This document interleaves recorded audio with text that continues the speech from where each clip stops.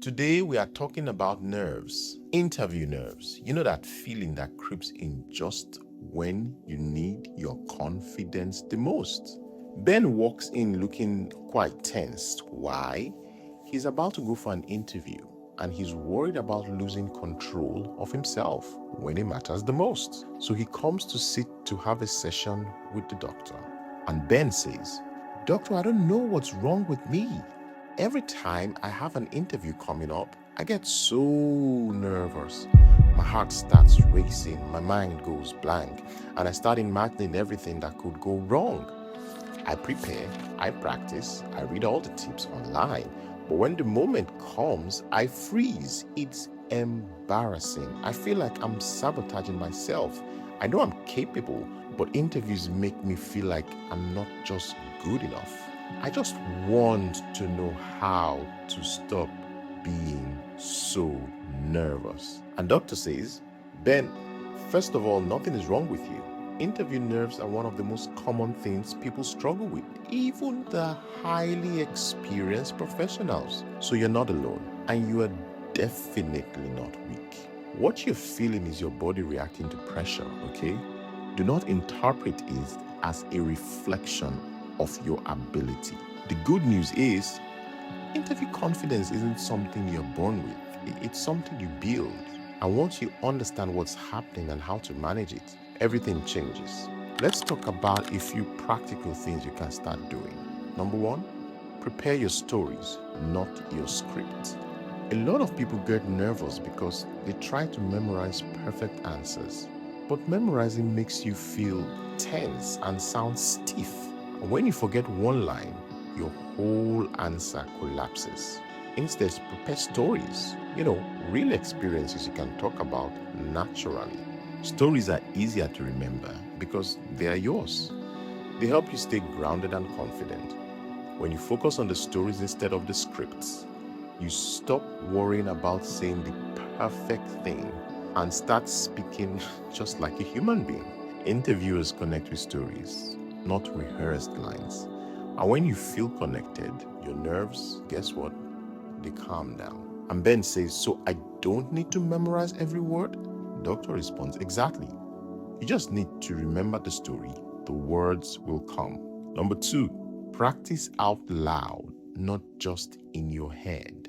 Thinking about your answers is not the same as saying them out loud. When you practice out loud, you hear your voice, you feel your pace, and you get used to expressing your thoughts clearly. This reduces the shock your brain feels during real interviews. It also helps you catch awkward phrasing or clear explanations before the actual day. Practicing out loud builds memory muscle, and muscle memory reduces anxiety. The more your mouth gets used to saying the words, the calmer your mind becomes. Number three, slow down your breathing before the interview starts. Nervousness is often just your body reacting to stress.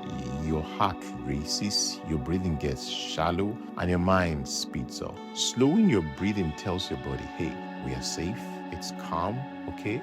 The nervous system also calms down and helps you think clearly. Even 1 minute of slow breathing can reset your entire mood. It's simple, but incredibly powerful. When you calm your body, your mind follows.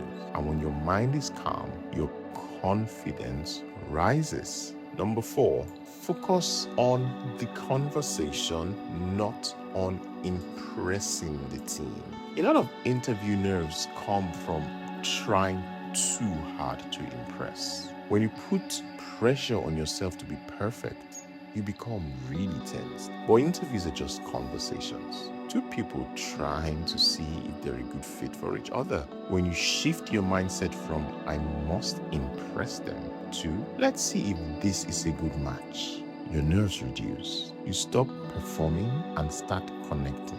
And connection is what interviewers remember. When you treat it like a conversation, you show your real personality, and that's the biggest advantage. And Ben says, "I always feel like I'm being judged." And the doctor responds, "Let's reframe it. you're not being judged, you're being understood. Number 5, remind yourself that you are interviewing them too. Absolutely. People forget that interviews are a two-way street. You're not just trying to get the job, you're trying to see if the job is right for you. When you walk in with that mindset, the power dynamics shifts. You feel more in control. You ask better questions. You observe more. And you stop feeling like you're at the mercy of the interviewer. This mindset reduces anxiety because it gives you agency.